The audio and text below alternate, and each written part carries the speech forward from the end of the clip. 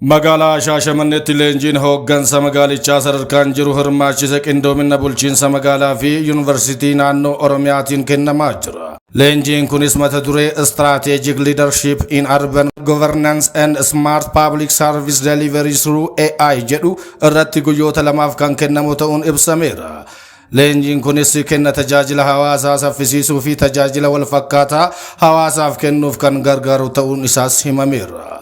Ittaanaan kantiibaa fi itti gaafatamaan damee tajaajilaa magaalaa Shaashamannee obbo Awwal Hasan Jibichoo ergaa dabarsaniin kenna tajaajila hawaasaa si'ataa fi dhaqqabamaa taasisuu keessatti dandeettii raawwachiisummaa hooggansaa cimsuun murteessaa ta'uu himuun leenjiin kennamus kaayoo qabame akka milkeessuuf bu'aa qabatamaa akka buusu hooggansi sirnaan hordofuu akka qabus ibsaniiru. Yaa'iin hooggantoota gamtaa Afrikaa 39ffaan waajjira muummee gamtichaatti taa'amu eegale. Yaa'ii guddaa ardichaa kana irratti hooggantoonni biyyoota Afrikaa hedduunii fi bakka bu'oonni dhaabbilee idil addunyaa hooggantoonni biyyoota Afrikaa duraanii dabalatee qaamoleen dhimmi ilaallatu hedduun hirmaachaa jiraachuus himameera. Itoophiyaan karra galaanaa karaa nagaatiin mirkaneeffatti muummee ministeera Itoophiyaa doktor Abiyyi Ahmad yaa'ii hooggantoota gamtaa Afrikaa 39ffaa Finfinneetti adeemsifamaa jiru irratti biyya akka Itoophiyaa fi addunyaa biraan waliin karaan ittiin wal qunnaman jiraachuun murteessaa ta'uu ministeerri muummee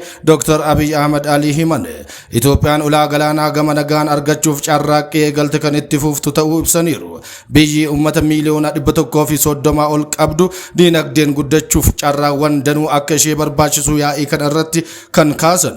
Muummee ministeera Itoophiyaa doktor Abiyyi Ahmad galaanaa fi ulaa mijeessuuf qindoominni murteessaa akka ta'ellee hubachiisaniiru. Dabalataanis Itoophiyaan karra galaanaa argachuu ishee guddina biyyattii irra darbee badhaadhinaa fi misooma gaafa Afrikaa akkasumas nagaaf tasgabbii mirkaneessuuf barbaachisaa ta'uu ibsaniiru.